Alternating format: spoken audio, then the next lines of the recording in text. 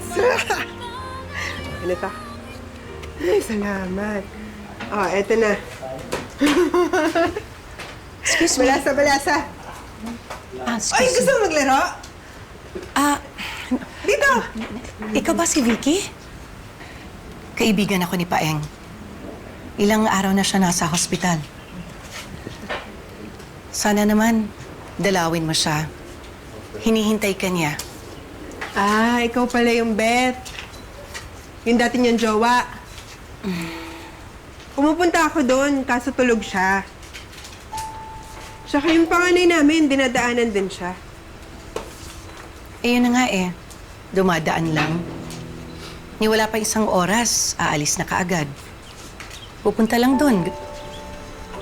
Magdadala ng pagkain, magdadala ng mga gamit, kung ano-ano pang mga bagay. Hindi niyo man lang masamahan, mabantayan. Pakiramdam niya, iniwanan niyo na siya.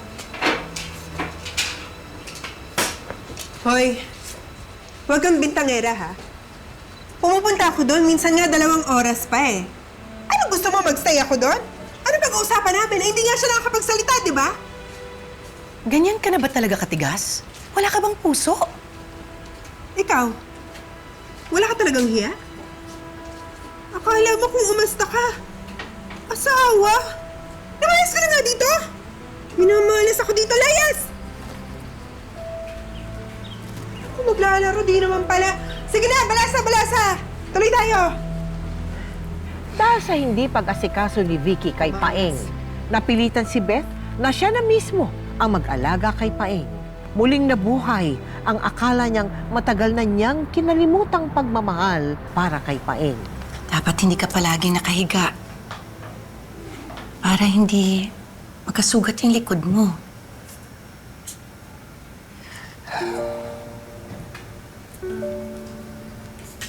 Anong gusto mong pagkain? Ibibili kita.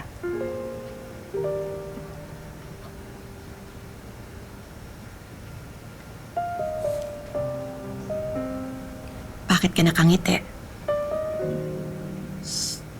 Salamat. Wala yun. Isipin mo na lang na bayad ko to sa'yo. Sa mga ginawa kong pag-iwan at pagtulak sa'yo na lumayo sa akin. Dahil akala ko yun yung tama. Na tama si ate.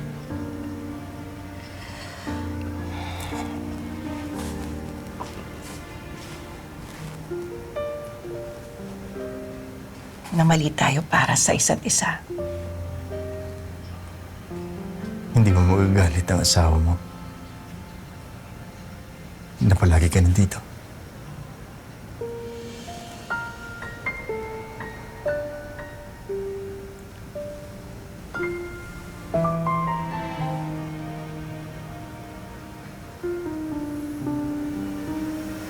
Hiwalay na kami.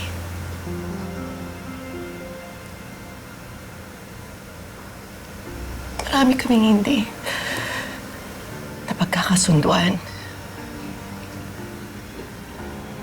Hanggang sa pareho kaming nagkakasakitan. Kaya napili na lang naming maghiwalay. Sana tayo na lang.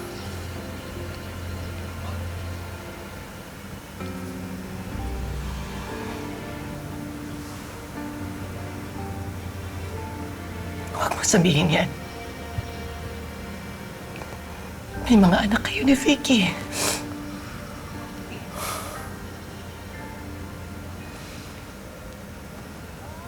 Ilang taon din kayo nagsama.